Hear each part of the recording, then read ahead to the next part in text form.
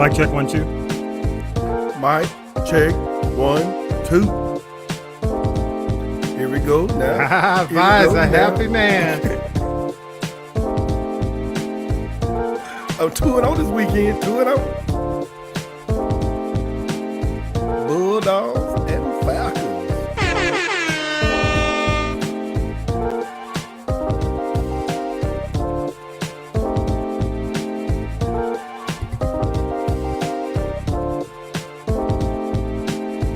Bulldogs and the Falcons in one weekend? 2 weekends in a row? Whew. I don't know how to act. Me neither. Did the Braves, what about the Braves? I think the Braves won. Okay. They needed to beat the Mets. I don't know. That I do not know. Okay, we'll figure it out. I'm ready for it, man. Say what? I'm gonna drink a lot of brown liquor tonight. Celebration. All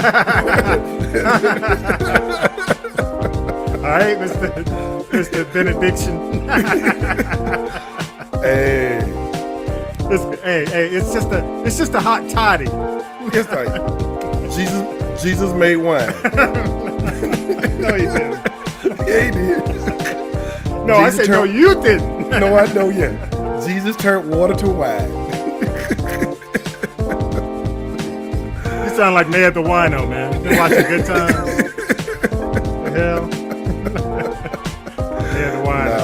Hey, there's one thing you ain't gotta worry about me doing all that, bro. I know. I ain't the one. I got a boy. And my son, I got the same liquor you saw a year ago. I know. Hey, there's a bottle. I mean, we live now. We live. What's up, y'all?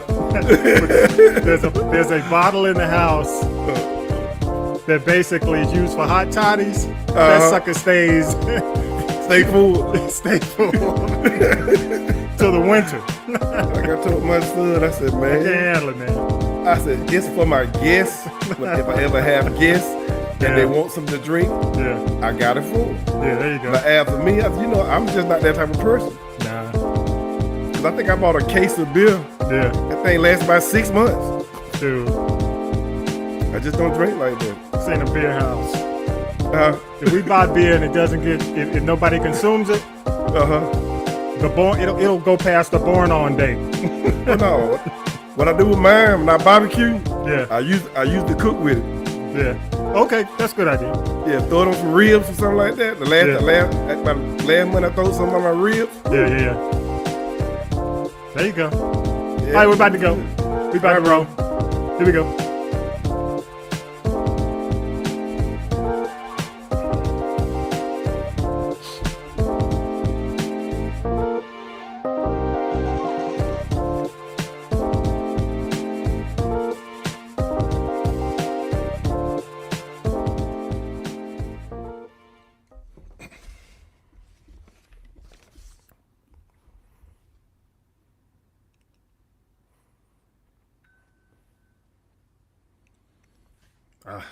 Okay, there we go. What's up, y'all? Hey, what's up, y'all? It is episode 148 of This is the G Podcast. Yes. And in talking to Vi, y'all, it just doesn't happen like this. And you know, we go out all across the country, worldwide. But it doesn't happen like this in Atlanta when you got two professional teams winning, or one professional team, one amateur, one college team, but two big teams who win back to back, well, 2 weeks in a row.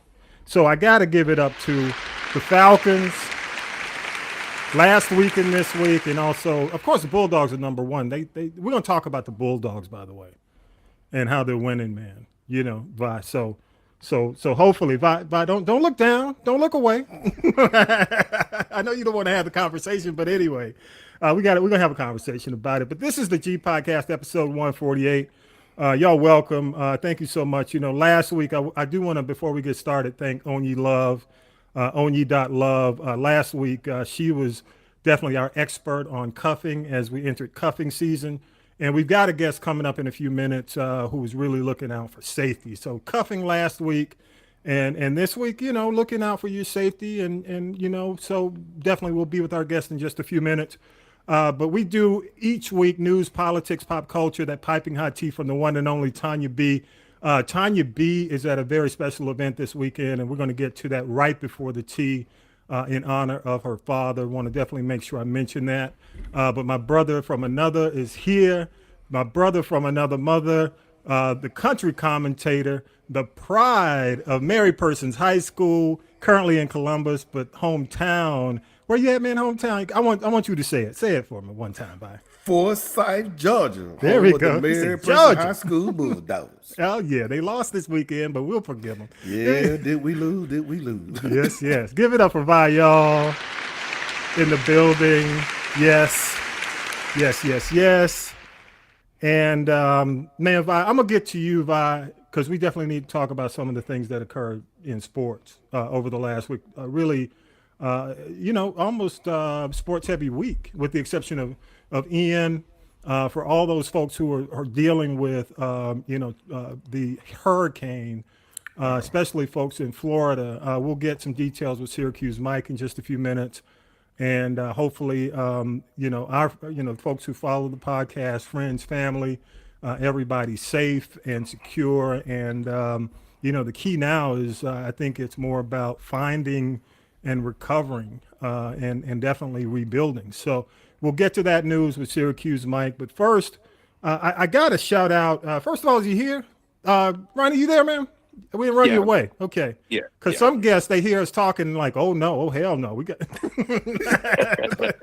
We appreciate you, man. Thank you, first of all. And see, he's one of the few guests who I will allow to come on by phone because his information is just so critical. I said, man, I don't care. It's kind of like just get there, that song.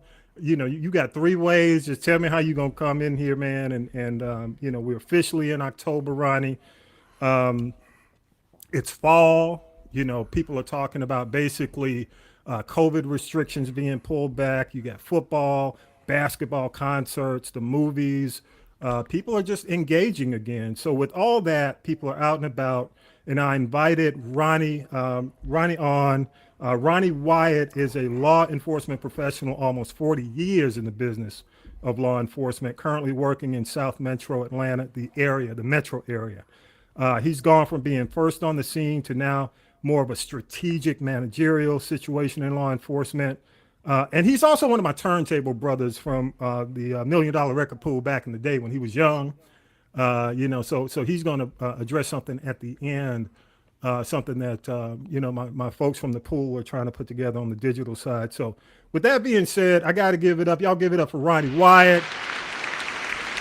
How you doing? How you doing? Man, thank you so much for being on, Ronnie. And you know what, man, because of your importance and this is your inaugural visit on the show, you get the air horn. You get the air horn too, bro. And it's Sunday too, and the Falcons won today.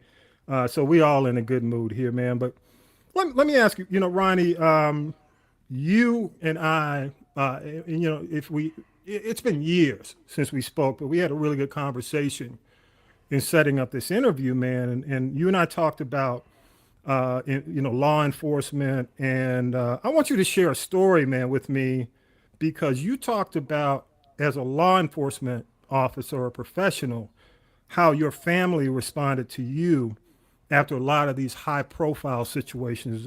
Especially you pointed to your 82-year-old father, who grew up, in an era, as you know, with the police being, not looked upon positively. So give me a little bit of, give our audience a little bit of that insight, if you would.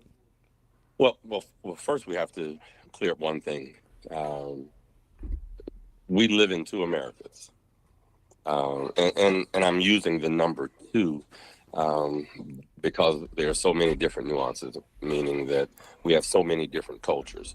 But basically, during my father's time, from the 40s, he was born in the 40s, that was Black America, white America. So when we say that the police were not viewed positively, they were by white America.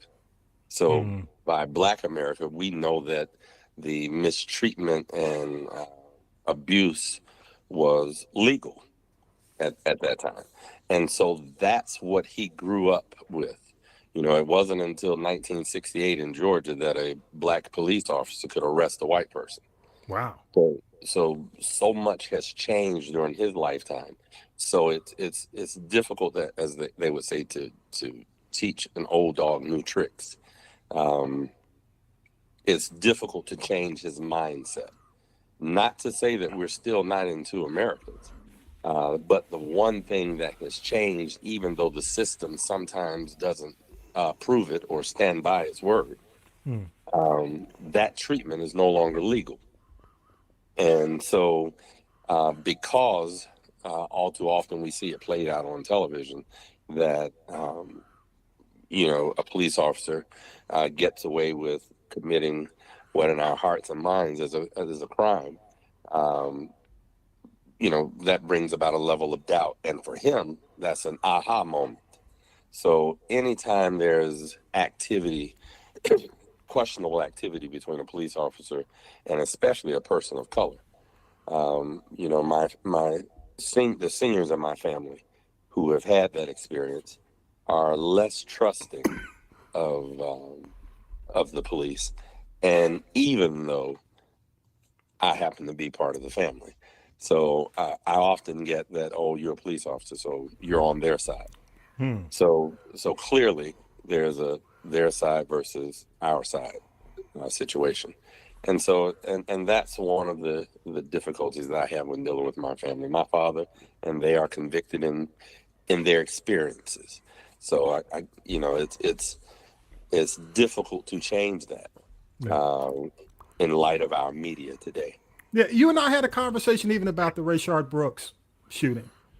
Right. That situation. Get into that a little bit, in terms of, and of course, if you don't know, that shooting occurred in a few years ago near the downtown area, where he was shot after getting a taser, and he was shot fleeing with the taser. So give us, basically your insight into that shooting, what you saw and what you think as an officer. So it's stressful because there's a belief that because you're a police officer, you don't see things like that and it doesn't affect you. So even though we are trained to take a life, I can't think of anyone that I know in law enforcement who has at least admittedly indicated that they're excited about or look forward to the opportunity of doing so. I almost had an accident trying to avoid running over a squirrel. But yet I also understand that if in the line of duty I shoot someone, some folks in the public is going to see me as a person who doesn't care about life.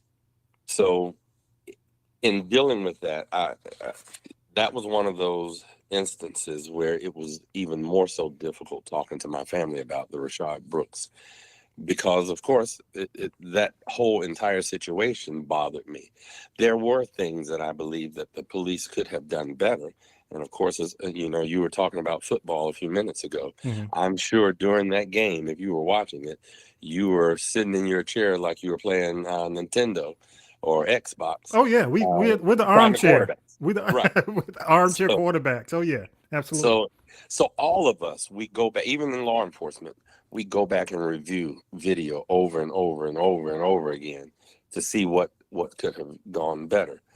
And my only concern was that a life was taken.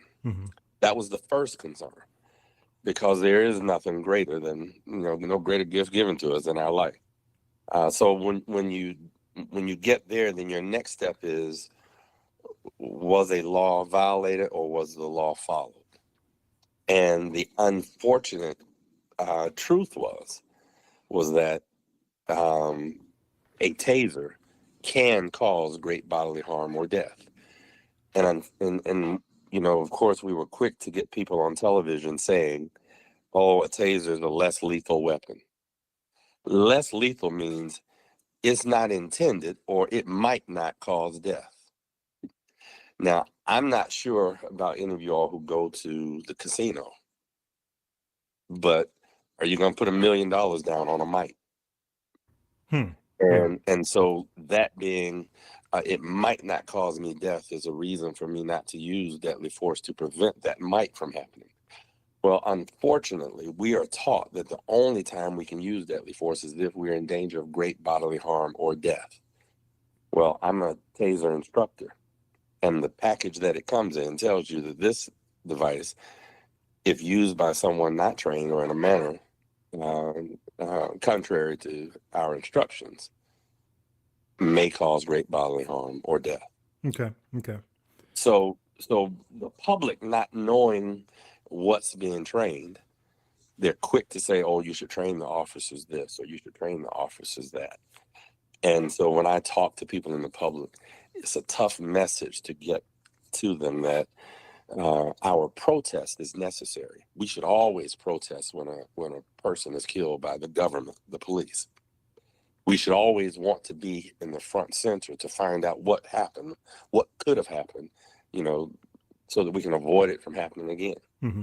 But we forget the Malcolm X's and the Martin Luther Kings that existed, who protested through intelligence. And what I mean by intelligence, I'm not using that as an insult against anyone, but intelligence versus ignorance. Intelligence is having information. Ignorance is not having the information. Yeah, having the information to ask the right questions and probe. Yeah, Right. I got you. Well, let me ask you about, because a lot of that comes into play when we talk about community policing. We're hearing that a lot. Even with the new administration, and in our area, I'm on the South Side. Shaquille O'Neal is a community liaison and a communications director for the county. So you can imagine what having somebody like that does for community engagement, but not everybody has a Shaquille O'Neal, on their department. So from a standpoint, and keep all this that we've been talking about, these situations where people aren't prepared or just approaching the problems without the information, how do you feel community policing, might make things a little bit better when it comes down to, just engaging with the public, man? Well, when you have someone like a Shaquille O'Neal is bigger than a police department. Yeah. And his philanthropy is bigger than a police department. His charity is bigger than police department. So having him there is definitely positive, but that's Shaquille O'Neal. So whereas I think he is doing great things. I think Henry County is smart for having him and embracing him in their community. And all law enforcement agencies attempt to do the same thing. But I think a lot of things are a distraction. Okay. And I'm not saying that he is a distraction. It takes our minds off of the problem. Painkillers take your mind off of the problem. And so when you're taking your mind off of the problem, and the problem being the behavior of the police that is unwanted, then we are shocked back to reality when something else happens. So what I would like to see in more communities is the same way you and I are sitting down having a conversation. It is that conversation between the police and the community before something happens. We always see it after the fact. Yeah, so true. And so that's what community policing is about, is us sitting down having conversation, us sitting down breaking bread, us sitting down with the community in a situation that's not enforcement. Yeah. And that also reduces crime also in the same light. But unfortunately, a lot of that is due to our unwillingness to pay for police. And I say that because we're all agencies now are shorthanded, so they're patrolling by drive-by, as opposed to patrolling by getting out of the car, walking through the neighborhoods, talking to people. And you mean that by in terms of payment, in terms of pay, from city to city or county to county? Well, I mean, so yes, there's a major competition for police. You would swear it was the NFL draft now. So cities realize that as the standards for policing goes up, fewer people are qualified. So now there's a competition for those folks who are qualified to be the police. Okay. And so, yeah, salaries and benefits are moving and driving the workforce. So smaller agencies are struggling, while even larger agencies are struggling. But when you're a city of Atlanta, you've got over 2,000 police officers, so you have the fluidity to offset some of that. Yeah. But what the point that I'm getting at is that we would much rather our tax dollars go into some type of social service versus law enforcement. Yeah. And the difficulty you have is that some of our politicians have to lean towards where they're getting their votes from. So you have jurisdictions where sometimes the police are neglected. And in particular, we have a local agency that just gave their officers a 20% raise.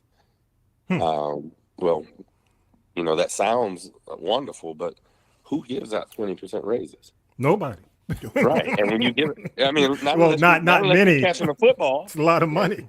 Yeah, Oh, if you're catching it's a big increase. It's a big Right. If increase. you're catching a football, then I understand. So when that happens and you give out a 20% raise and they are still below their neighbor next door, that's an indication that the purse holders prioritize funding to other things. And so I'm not saying that they mishandled or whatever, but other things were more important to them than the law enforcement aspect. When you see police agencies driving Crown Vics, that's a Ford Crown Vic, and that vehicle hadn't been manufactured in 11 years?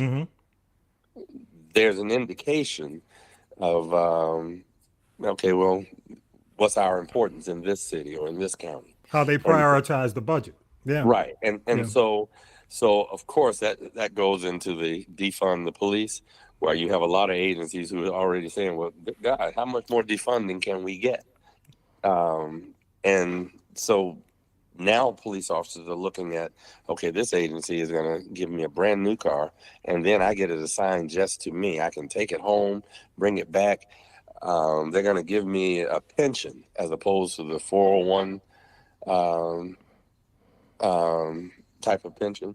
And so those perks are now driving our younger officers and senior officers, if they're not already in some type of advisory role or command role, are saying, hey, look, I can go ahead and sit at home instead of it. So so that is where we are right now, where that is concerned. But that takes us away from being able to take time out and stop and walk and meet the people on the beat. Got you. I got you. Well, let me ask you, and shout out to one of our big supporters, Karen Renee, who's a friend of the show. She sent me something, and she had no idea you were going to be on this week. But there is a situation that's happening in a county that happens to be South, where they're having some major internal problems. I'm not going to mention the city. If you watch the Atlanta news, you know what's going on. And, given the fact that this department is having these major internal problems that are being aired out to the public, and just about a minute, because I do want you to get to the tips. I just want some insight. When people are already distrustful of the service, and then they hear about these kind of things, man, how can these departments move forward and establish trust when they see mess that should be on ABC or Hulu, that's happening in these departments? I mean, how can they move forward beyond that? And it's difficult because we don't offer a new song, or we don't offer 260 yards rushing in a game. So, and I say that because we can overlook the humanalities of our singers, and I'll just say the name R. Kelly and won't go into detail. Yeah. But we can overlook that for years. Some of us can. Right. Not right. not everybody. Right. But go ahead. But you know, we know how long that was going on with Yeah. both of us haven't been around. Hmm. So, but when you're the police, whereas with an entertainer, that's an option. You know, that's a given. But with the police, it's an expectation. And so when the police make a mistake, no matter how small, no matter how big, um, you know, you have people looking at you like, you know, you're supposed to be the law, and yet you're breaking it. So it's a tough situation, but that brings in the community policing area. We are excited. I shouldn't say excited. When it's happening to another agency, it's kind of ironic, because on one hand, oh man, the heat's off of us today. But in actuality, even though they're saying John Doe City, the city, you know, whatever that city is, it's still on us, because all people see is the uniform. Yeah, absolutely. They see that they may even walk by and just say, "Oh, another police situation again. Here we go." Right. Yeah. And so now that news media is about opinion, and they're based more so on how many viewers we can get, because the more viewers, the more advertisement. The story of a police officer doing well is rarely seen on television. Yeah. Okay. But out of 880,000 police officers in the United States, somebody has to be doing well somewhere. Okay. You know, and so when you have that, it becomes the police responsibility to get out to the community and make sure the community see you doing well. It becomes the police, and I hate to give credit to, well, under the Trump administration, an executive order was signed that requires, you know, in order for local law enforcement to get funding, that they must have included in their policies a expectation of intervention, meaning you must intervene when your colleague or police officer is doing, you know, something wrong. Okay. You have a requirement to.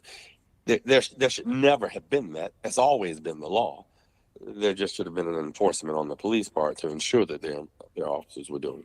Yeah. But, and so we have to be more public about these arrests. We shouldn't have to have a situation where a district attorney attempts to throw a chief of police under the bus, only for that chief of police to say, "Hey, you have 3 or 4 cases sitting on your desk of officers that we've arrested." Wow. So when that happened, and I'll give a shout out to the former chief of Atlanta, Erica Shields, who did that to a previous district attorney.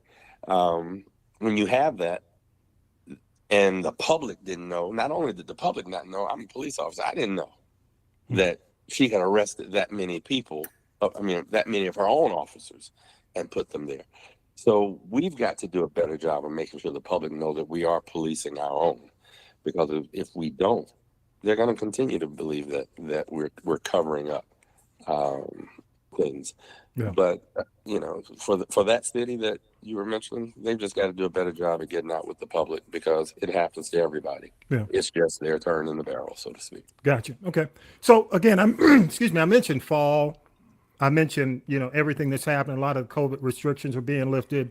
We're seeing, you know, which probably a few years ago would have been, I don't want to say the norm, but now it's kind of exacerbated because of the fact that we're coming out of COVID, and we, you know, a lot of us have been, you know, in you know, either in quarantine or restricted.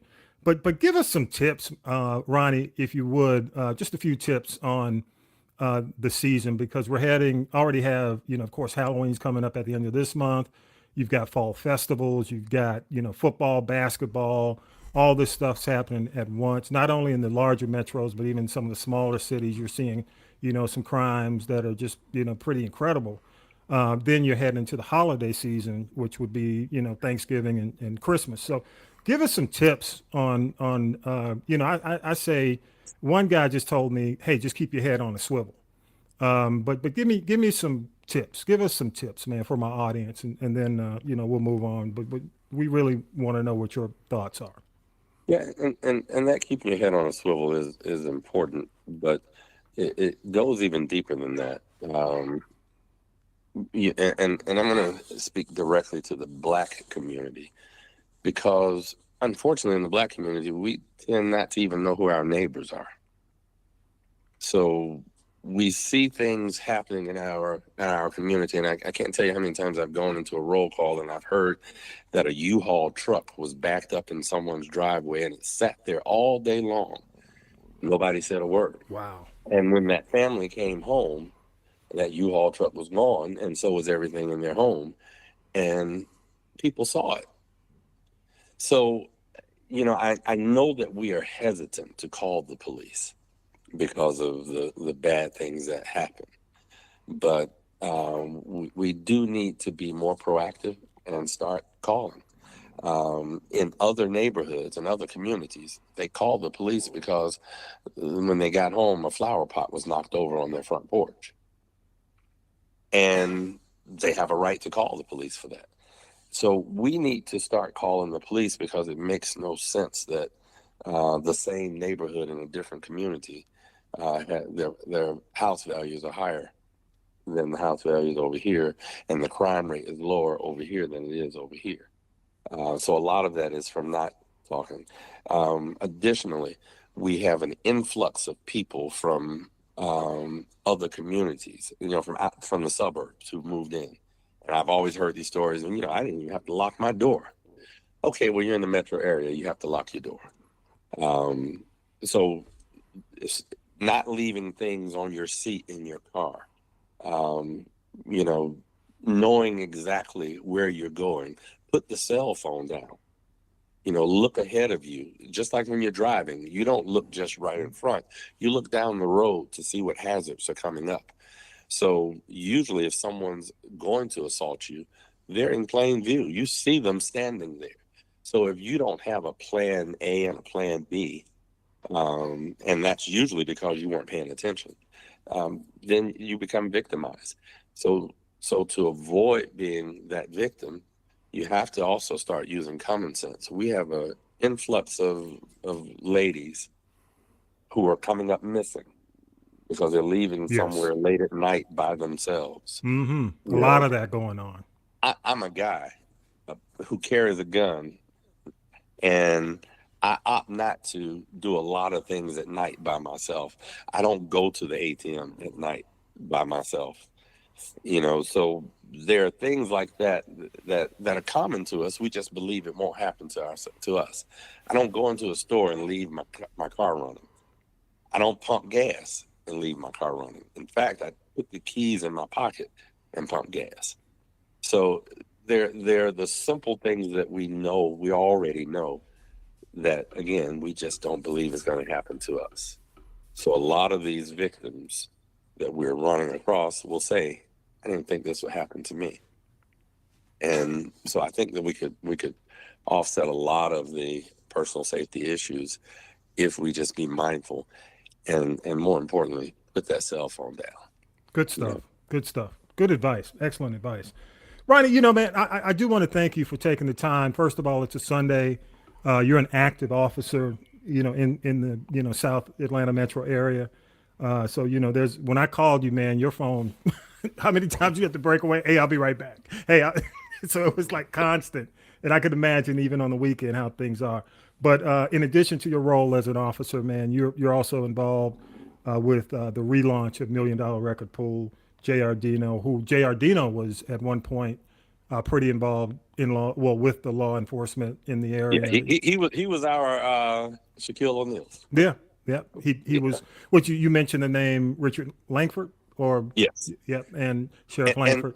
And let me say this for the community: we've heard of the Victor Hills and the the other black sheriffs who were first or whatever, but I had the privilege of working for the first elected African American, and that was Richard Langford. Yes. He was the first African American to be elected in the history of the state of Georgia, and very few folks don't know that about him. Wow. He is still a active minister, and he lives in College Park. I also had the privilege of working for Sheriff Jacqueline H. Barrett, who was the first African American female Awesome to be lady. elected in the history of the United States. So we have history with our black sheriffs here in Georgia. It's not just about who has the toughest jail, but we. So yeah, and Dino was brought into the fold by Sheriff Langford, and of course, Dino ran the $1 Million Record Pool, which back in the day, for the young folks, we had what's called LPs or vinyl. Vinyl. Yeah. Yes. And then we begrudgingly moved to CDs, and we fought. Some of us never did. Yeah. But go ahead. Stand CDs. But go ahead, man. Oh, stop playing. You still use the 8. So, and of course now everything is digital. Yeah. I still do DJing, but so what we're doing, we're getting together a lot of the old $1 Million Record Pool DJs, and we're working on relaunching with Dino's brothers' approval and involvement and leadership, the $1 Million Record Pool online.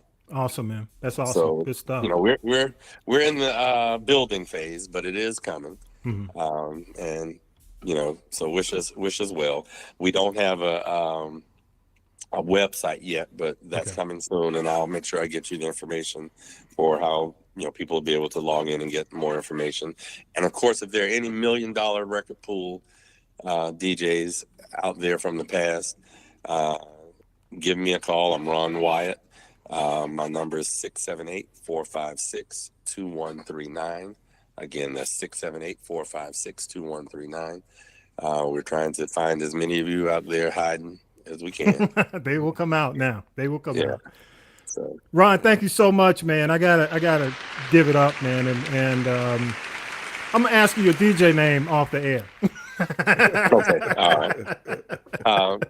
But hey, one more thing. Go ahead. The city of South Fulton is having trunk or treat at Welcome All Park. I don't recall the date, but you can look on the police website. The city of East Point is doing it. Clayton County. Henry's doing it too now. Don't forget. Yeah, and Henry County. Yeah. Definitely, I hate it because I actually had the dates for everybody written down. Oh yeah. College Parks is October 28th from 6 p.m. to 9 at the Godby Road Recreation Center, or the Tracy Wyatt Recreation Center.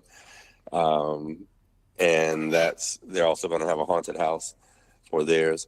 And when College Park does it, you have the Fulton County Sheriff, sometimes Clayton County Sheriff, the Fulton County Marshal, City of South Fulton Police, MARTA.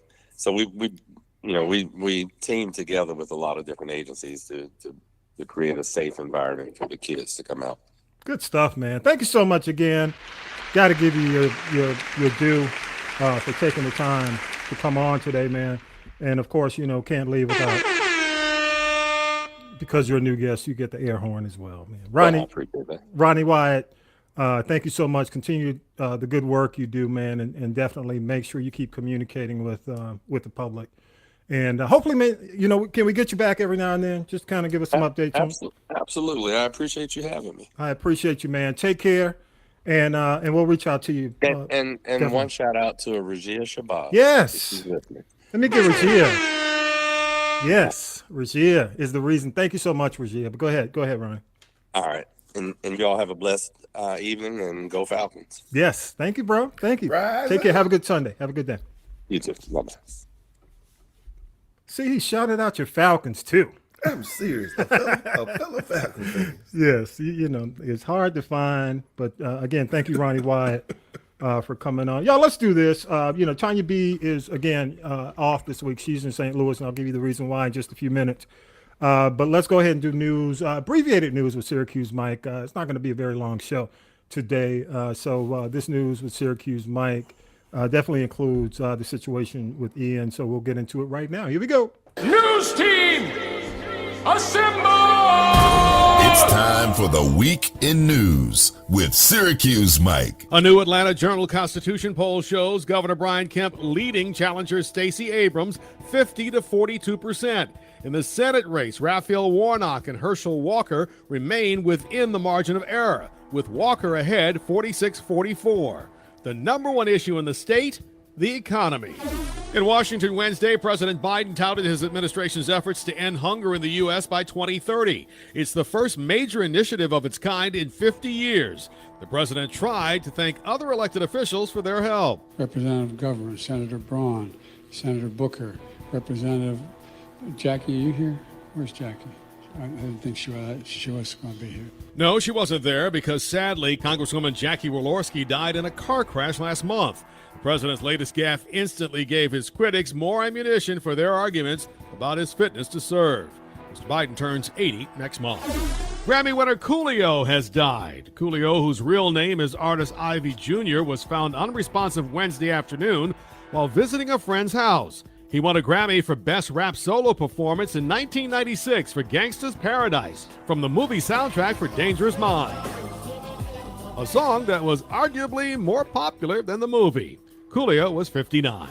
In a lengthy testimony Thursday, Jenny Thomas, the wife of Supreme Court Justice Clarence Thomas, told the January 6th panel that she still believes false claims that the 2020 election was stolen from Donald Trump.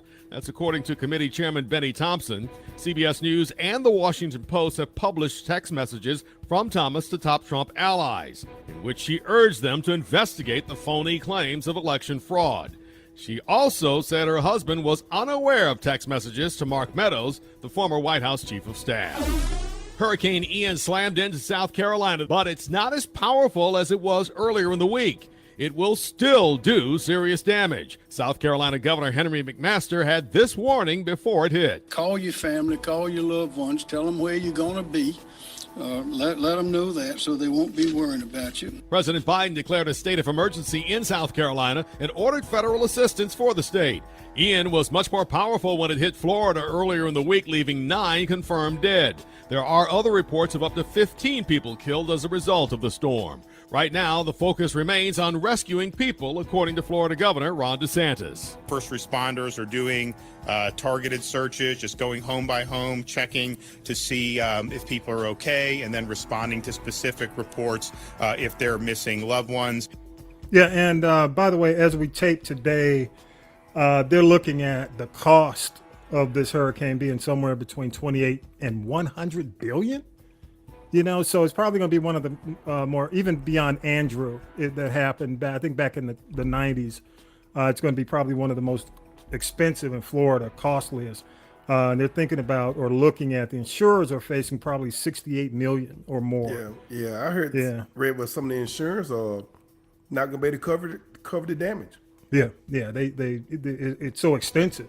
So the death toll right now has surpassed, as we tape, 60, and that's probably going to climb over the next few days because they're going home to home. So you know how that happens, especially in some of the probably more remote and smaller areas. So definitely keep the folks in your prayers. If you have friends and family, we hope for the best who are still involved and caught up in that, especially with the fact that it came out and then went back in up through South Carolina. So, definitely keep those folks in your prayers. The other thing is, if y'all remember, just kind of put it in perspective, Katrina, 1800 in Katrina, totally different situation because it went on because of the levees. And the cost of Katrina was over 125 billion.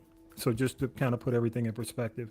A couple of things, Kemp and Abrams, with Kemp being up by 8, that situation is concerning because it's outside of the margin of error. The other thing, the Walker and Warnock is by 2, so it's within the margin of error. But my concern by, again, I think I've mentioned on the podcast before, man, I just don't know, especially them reaching blacks in the area via phone, these surveys. I'm just asking, I'm wondering if these companies are able to reach a lot of folks, because when the phone rings, I ain't answering. Me neither. I mean, and you know what? Here's the thing. I check my messages on a digital line that I have that's connected to my intranet, and we really just use the intranet.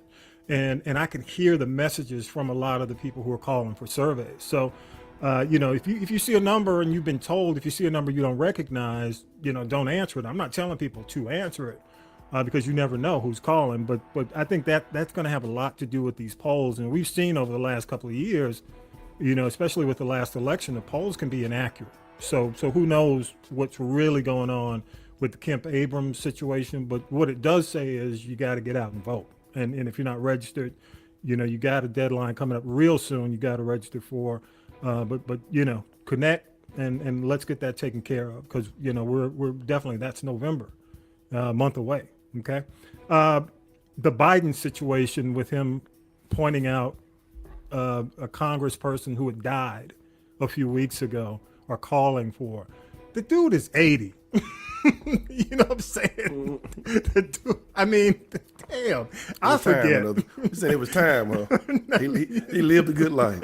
No, I'm not saying he needs to. I mean, he needs to resign or anything like that. What I am saying, I didn't say that. I just said said his he's death. 80. It shouldn't be such a big shocker. He lived a good life. Damn, I'm over 50, and sometimes I look down and say, "Damn, what is that?" Oh, I went and got it. Oh, that's tea. I went and got. So we all slip. I mean, it was kind of, I'm not trying to make excuses for him, but he's going to be 80 in a couple of weeks. Think about that. That's all I got to say. You put that wherever you want to put that. The Coolio, we'll get into a little bit more detail into that in the T. Jenny Thomas, wife of Clarence Thomas. This lady is QAnon. She is, she out there. And, I wouldn't be surprised if she's hardcore insurrectionist. And really, the only reason she's going to get away with a lot of this is her husband's on the bench. Look, she said she still believed the election was stolen. Yes. That's enough to not listen to her anymore. Look at her, to give her the side look. What? That's what I'm saying. And your husband's on the bench. And then she had the nerve to even say, "Oh well, we don't talk about it." Come on, come on. No, supposed to believe that. I don't believe it. I don't believe anything she says, and they just need to move on because she's gonna keep lying. Let's go ahead. One thing I do want to do, because Tanya B is not here with the tea, and I'll go ahead and knock out the tea, but I do want to let people know why Tanya B is not on today. Her dad was inducted. His name's James Early Bird. You can Google it. He was on WILD in Boston. Pioneer radio veteran from 1960 to 1970, spent over 60 years in the industry, launched many careers, and he was just instrumental in Boston history. As a matter of fact, if you remember when Dr. King was assassinated, a lot of cities went up in flames, and he was part of what kept Boston calm. So definitely shout out to Tanya B and her family. The Bird family. James Early Bird was inducted, posthumously, National Black Radio Hall of Fame. Congrats and to his family. Also inducted into the National Black Radio Hall of Fame. We just got finished talking about J.R. Dino in the record pool.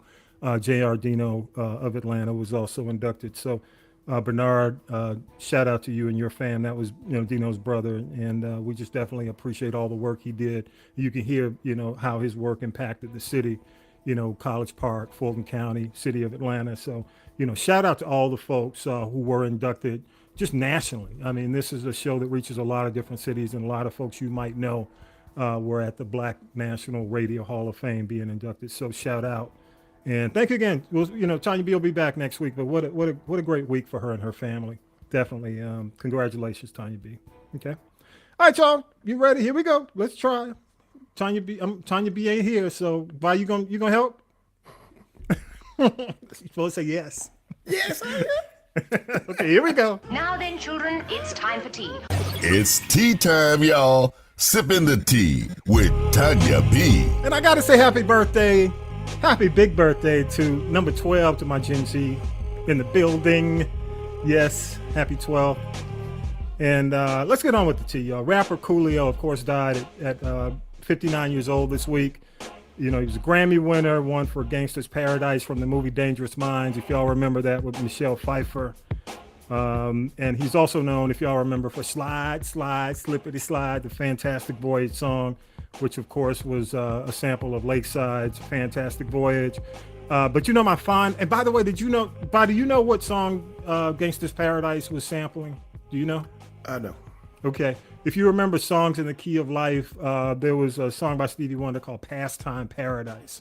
So on Songs in the Key of Life, if you go on the album, which is my favorite album of all time, one of my favorites, if not the favorite, Pastime Paradise, you will listen to it and you'll hear that, basically where Coolio got the sample from. But one of my fondest memories of Coolio, I was working in Dallas and Russ Parr was working. If you know Russ Parr, Bobby Jimmy, Critters, Roaches, all that. He was doing mornings for the station, and Coolio stopped by. Of course, he had already had the Fantastic Voyage hit, and of course the big Grammy-winning hit. So he came in, and I had no idea that he actually grew up in L.A. He and Russ.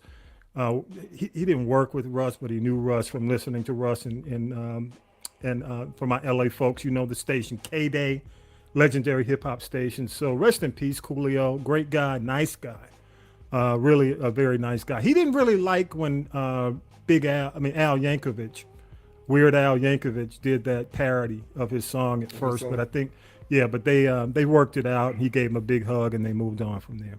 All right, That's good. That's good. The other thing is, I guess we can say congrats to Nick Cannon. The Masked Singer host has now had baby number 10 just 2 weeks after baby number 9. The baby's name is Rise Messiah Cannon and was born Friday as of the taping of this podcast. And Nick called the birth another blessing. And the world takeover of Nick Cannon and his baby mamas continue. It's a world takeover, y'all. That's all I got to say about that. I'm gonna leave it alone. I'm gonna leave the rest for Tanya B when she gets back. That's all I'll say. Now let's go from spreading the bag to getting the bag. Our favorite actress, Keke Palmer, announced that she's launching a new digital network. It's called Key TV Network. You can follow, I think the network on Twitter is @Key TV Network, all one word. Keke's launching the network utilizing all the content, all her knowledge over the last 20 years.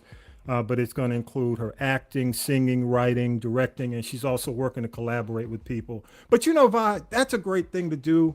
She just came off a big movie, and instead of waiting for people to give you a show, you take the show to the people, do her own thing. So she's doing, thing. Absolutely. She's doing the digital, doing her own thing. So kudos and shout out to Keke. I love Keke. I look forward to it. You remember when she played the quarterback? Yep, I do. In that movie. I mean, she's done some great movies, but Akeelah and the Bee will always be my favorite. That's what I remember for Akeelah the Bee. Akeelah and the Bee. According to TMZ, now you and I talked about this. I want your insight, Vi, because you've been overseas. According to TMZ, Antonio Brown exposed himself to a woman of all places in Dubai. So it was apparently caught on video. The network Post got their hands on the footage, which was shot actually back in May.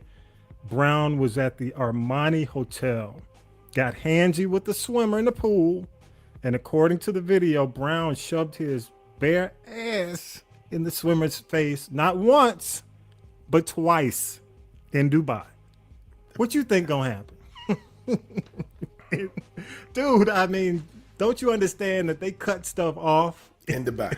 In Dubai, in Saudi Arabia. Their women are not allowed to show their face in Dubai. Yes, so he's doing this in public. Dubai, they don't joke. It's going to be interesting to see how this works out. They have their own set of rules, their own set of law, and they're not scared of America. Nope. So we're going to follow this and see what happens. But this dude, he ain't coming back to football. I don't see that happening. Okay. He crazy. Even though he say he ain't, but something wrong. Yeah, mental illness is real. If he ain't crazy, he need, I don't know what to say. Yeah. If he ain't crazy, then why are you doing all this? Yeah. It's interesting, man. We'll see how it works out. Also, after 7 years as host of The Daily Show, Trevor Noah is calling it quits. Noah revealed his plans to his audience last Thursday at the taping in New York. And it's really not clear yet may have announced it recently within the last day or so when the actual exit's going to take place. But shout out to my folks, our friends in South Africa. Of course, Noah's from South Africa. And you know, I wish him the best, Vi, because you know we had a conversation about him not being the best choice for the Emmys. I'm sorry, for the Grammys. But I think, you know, without a doubt, he can continue to do stand up. He should continue to do his stand up, and definitely I see him potentially going into movies. You know, but as far as the Daily Show, 7 years. I'm surprised it lasted that long because, you know, all these shows, you're seeing a lot of these late night shows are going away. You know, James Corden has made an announcement that he's not coming back. You've got a list of folks. So I'm not surprised that he's made a decision not to come back. Okay.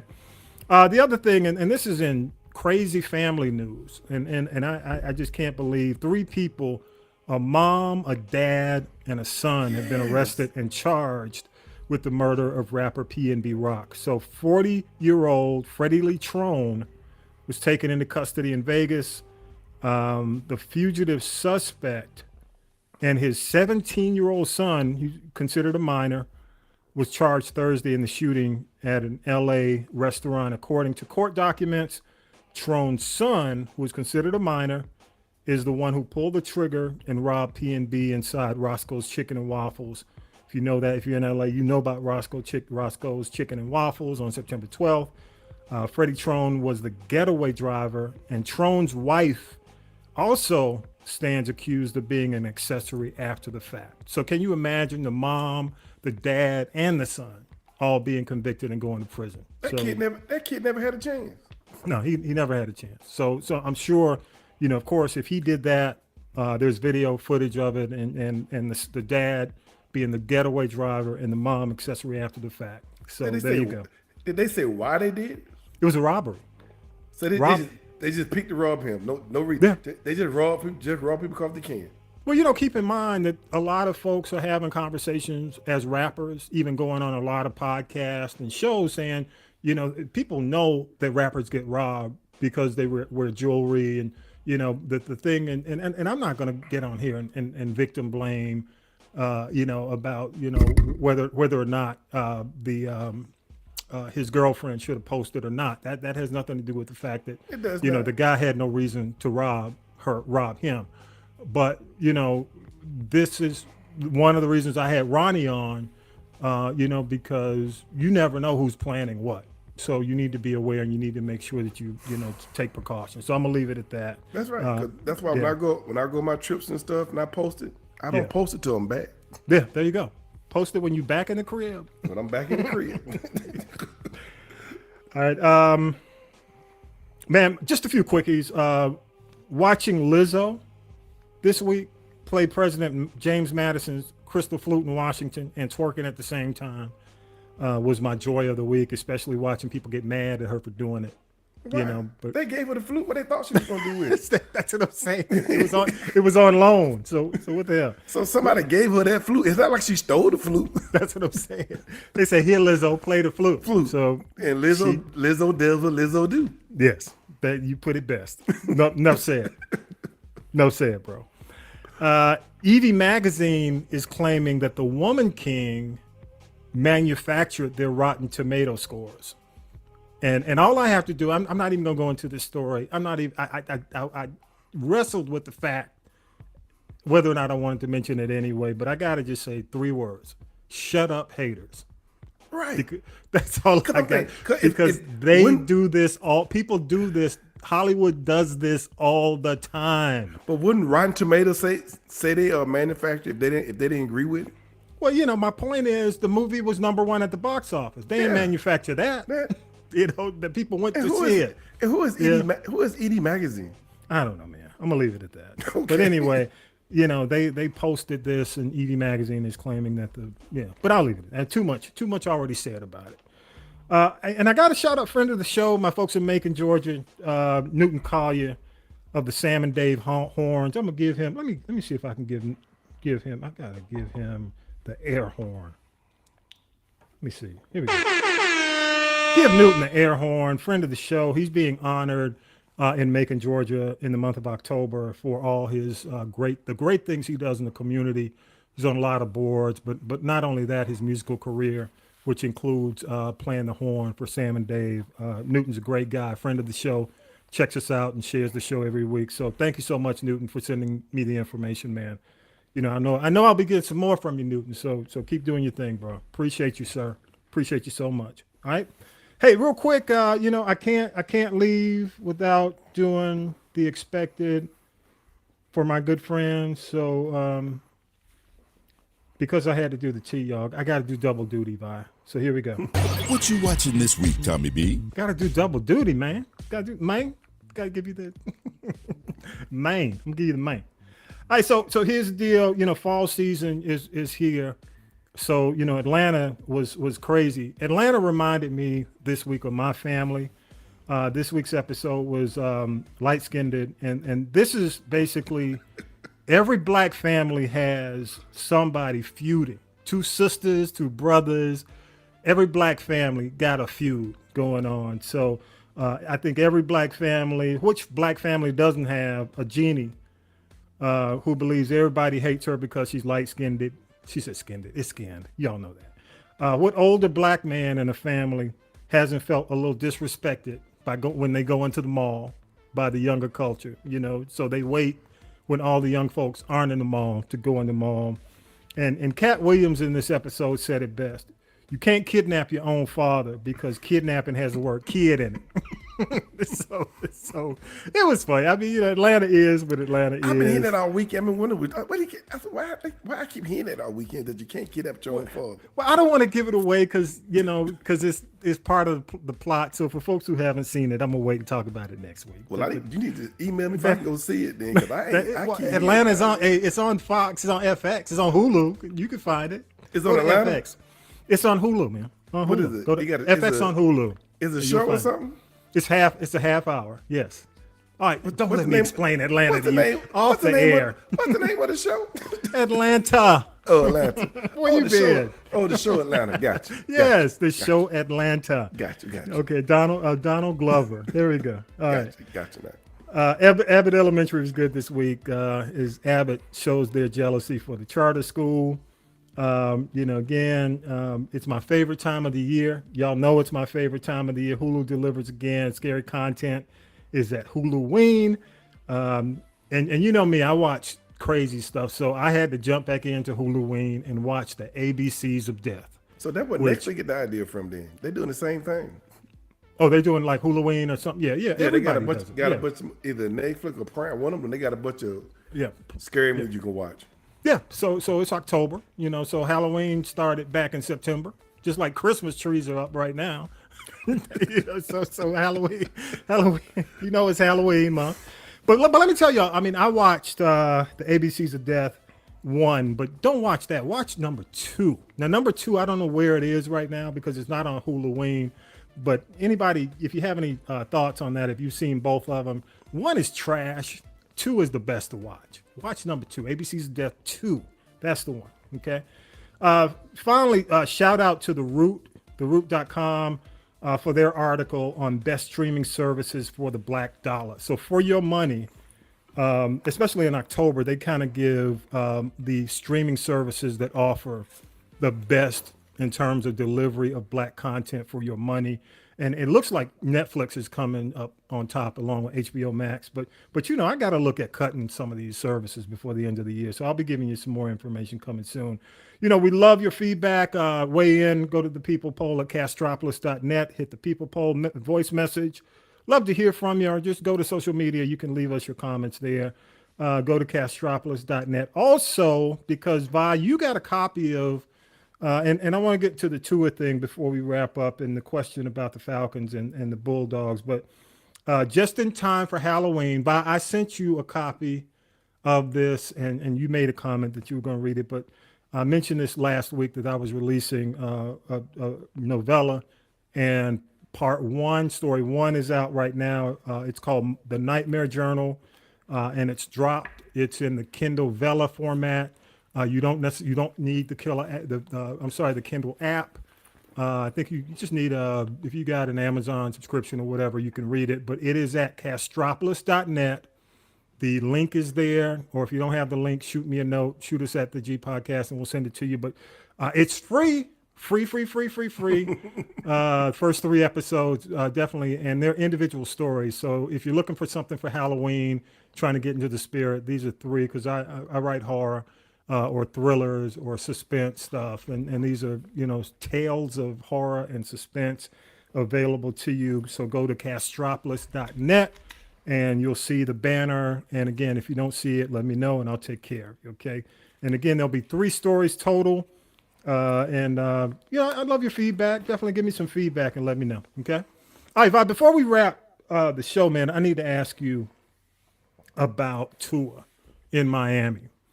And if everybody saw it, everybody's talking about it. Even if you're not a sports fan, you saw the week before when Tua took the hit and got up and struggled, almost fell down, and his one of his players had to hold him up. They took him into the locker room halftime, I guess. He came out and they said it was a back injury. Okay. And it was done by an independent doctor, according to, I guess, sources. Then we saw on Thursday Night Football what was tragic. I mean, this guy was basically, slung to the ground on his back, almost making hand signals to the point where he was knocked out. Paralyzed. Hand couldn't move. So what are your thoughts, man? Do you think the team was wrong for continuing to play? Give me your thoughts. You thought who was wrong in this situation? Tua, the team, or everybody was wrong? Tua gonna do. Tua did what all NFL players do. They want to play. Mm-hmm. They're gonna do what they can to play. Plus, Tua trying to make that money. He's known to be injury prone, and he's trying to make that money because this is a contract year for him. So Tua gonna do what Tua want. Tua gonna do what he think he need to do best. That's why the things are in place to protect the player from himself. That doctor need to get fired for approving him to play, and the team should be fired. Okay. Because that was wrong. He could have got killed or whatever. So true. So that I understand they did. The doctor was fired this weekend, but the team need to be fired too. The team should not get away with that. And his coach talking about he would not play anybody. Dude, stop saying that. We don't believe that because we saw Tua have a concussion last weekend, and 4 days later, y'all playing him? No. Yeah. So we're not believing it. So no, they were wrong. There was nothing right about that. Nothing. Okay. And Tua lied. Everybody know Tua lied. All right, moving on, man. Falcons won again this week, and we're in the Atlanta area. Hey, if your team won this week or your team lost, I hate to see Pittsburgh go 1-3. I don't want to see Tomlin have a losing season, but He'll come back. I hope he comes back because he's one of the few coaches left that has not had a losing season. But what's the future for the Falcons this season? What do you see? The Falcons has already surprised everybody by the way they look and the way they playing. Falcons gonna do. They've already won them in the game. They said they projected them to win. So anything they win now is great as far as the Falcons concerned. Like the guy said, if we win more than 3 games. We surpassed what everybody thought we was gonna do. Dude, if they win 4, I'm ecstatic. But but I'm gonna say this because he's a listener of the podcast and he's a big fan of the podcast and a supporter. Hitman Howie, our buddy Howie, has already said that he's looking at 8 wins this season. Well, Howie he needs to start eating them gummies. No, you didn't. Stop eating the gummies. Take the gummies out. Take the gummies out your diet. Okay. But I'm a big fan of the Falcons fan. Yeah. But I don't see the purpose in winning all these games this year. We're not going to the Super Bowl. We're not going to the playoff. So why win all these games? Play good, lose, and get a good draft pick. Can I tell you why? Why? It's about butts and seats. They still got to pay bills. They still got to get people to come to the games. We coming to the Falcon game, win, lose, or draw. Well, that's not everybody. That's not everybody. We're not, but most of the folks, like the guy said on TikTok, said, look, man, y'all can't out here humiliate about the Falcons. Yeah. We were rooting the Falcons when they gave away free tickets to get bread. So, we love our Falcons. But I'm going to say this, man. I'm cool with the Bryce Young sweepstakes. You know what I'm saying? Did Bryce Young get hurt, by the way, this week? He did. Is he going to be all right? They don't know yet. They say he might have an ACL sprain or something like that. No. It's his throwing show. Uh-oh. The So the Bryce Young sweepstakes might have ended. So I'm gonna leave it at that. So One they don't last think- thing. Yeah, go ahead. They don't think, they don't think it's a serious injury. But I need also Yeah. need to say we don't get the Falcons, but I think we need. Did y'all know Georgia Tech won also this weekend? Oh Lord, that's a miracle. And they I need to wait a minute. They beat a Good ranked. Lord, They beat Georgia a ranked, Tech. They beat a ranked team. Pittsburgh was ranked when they beat them.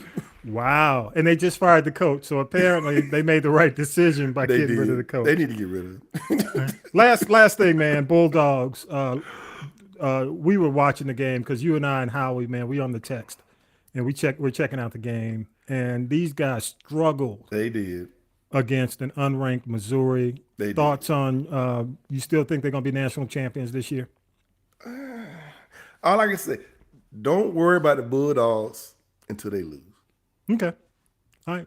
Because the Bulldogs, people fail to realize that's a young team. Yeah, it is, and that's the thing that people don't realize. The team last That's a year was very full of young seniors. team. Full And of then seniors. A lot of Yeah. our top receivers did not play yesterday, Yeah. and we lost our best defensive lineman. So who do you think is going to be number one? Alabama. Alabama's going to be number one again. Oh Okay. yeah, no doubt. They think so. They beat the crap out of their team, and Georgia's not gonna fumble on number 2 because everybody know Ohio State, Michigan, they're never gonna make them break over the SEC team because we beat them every time we didn't play. We beat them so bad. So no, we're not gonna give them that. Okay. All right. We'll see. Appreciate you, man. Sports. And we got to get Coach Art back here, too. You and Coach Art on at the same time. I don't know if I can handle that. But thanks. Hey, yeah, go ahead, man. he brings hopes to the Falcon. Bring him on. Yes, he does. He loves him some Falcons, man. I'm glad they won for Coach Art and the fan base. Definitely. That's right. I got to say thanks also to former colleague, longtime friend, Drew Dawson. He invited me to his class, communications department within Pamplin College on the campus of Augusta University. We talked podcasting, had a blast. The students had to listen to last week's episode before they talked to me. So, they had a bunch of questions. Great questions from the students. Thank you so much. And again, y'all, don't forget, get the novella. It's free. And again, here's how I'm doing the novella release. You get the first story now. Second story comes up October 16th. Third story is October 30th. And I may have a bonus if I can get it done. But the link is on at castropolis.net, and it'll also be in the notes. So again, you can check it out. It's my first publication, the Nightmare Journal, and the first story is next. And you'll see me as Tommy B, and you'll see the story currently. And again, another story is coming up on October 16th. It's a short story, y'all. So, it's a short read. Have you read it? Why? That's it. But I downloaded it last night. Oh, okay. Definitely check it out. Download it. Yeah, I want to send me your thoughts this week, okay? No doubt, bro. I support my brother. So Vi and Tanya B got their advances, so I'll hear from them. If not during the week, this week, next week on the podcast. The merch store is open, y'all, in time for the holidays. Definitely get your whatever you're going to get. Go to the merch store. It's available. Thank you, Officer Ronnie Wyatt. Shout out to you. Thank you again, man, so much. And keep us posted on what's going on with the $1 Million Record Pool and J.R. Dino. Thank you, guys. I hope the information was helpful to you. And I don't always agree with law enforcement. We've been very critical, but one of the things we do agree with, it's a necessary evil. I mean, you got to have. It's a necessary evil. I mean, you got to have the police. I mean, I do believe in the mental health component when it comes down, to having an option to call people who are definitely having a mental crisis. But, again, thank you, Officer Ronnie Wyatt, for coming in. And with that, y'all, you ready for the benediction, man? I'm ready, my brother. I am definitely ready. Okay, hey, let me get you ready. Let me get your stuff here. All right, you ready? Here we go. Are you ready? Go ahead, Von. Delaying to do good is inconsiderate and unfair. Whether it is repaying a loan, returning a tool, or fulfilling a promise. Withholding destroys trust and creates a great inconvenience. Be as eager to do good as you are to have good done to you. Proverbs chapter 23, verse 27 through 28. Whenever you possibly can do good to those who need it, never tell your neighbor to wait until tomorrow. If you can help them now. Amen. Amen. In other words, people, it's just like we know how we are. If you borrow $20 Yes. from somebody and you tell them you're going to pay them at Friday, Uh-oh. Don't make them come ask you for their money. If you go to your neighbor house and borrow his too, don't keep it for money. Act like it's yours. So people, treat people as you want to be treated. Because God treats you the way you want to be treated. So in other words, people, be good. Take care of each other. Amen. Amen. Feeling a little convicted, but that's all right, Bob. Woo, boy. Yeah. Thank you so much, Bob. Appreciate you, man. Always, my brother. Just Always. slightly convicted time to be. Talk to you off the air. Thank you so much, brother, man. Appreciate you, man. Hey. You are a huge supporter of the podcast, man. Thank you for the opportunity. Thank you, man. Hey, with that, y'all, definitely go to Castropolis.net. All Things G podcast are there. We appreciate y'all's support. Don't forget, check out the novella. It's at Castropolis.net. Get to the merch store. It's all Check it there. out, people. Read it. Definitely. And hey, remember, Don't hate. Rise up. Rise up. And with that, y'all, now last week I jumped the gun. I should have said episode 47, but I just left it there. So episode 48 this week is in the can, y'all, and we are out of here. Peace. And power to the people, y'all. Take care. I will. Amen. Amen. See you.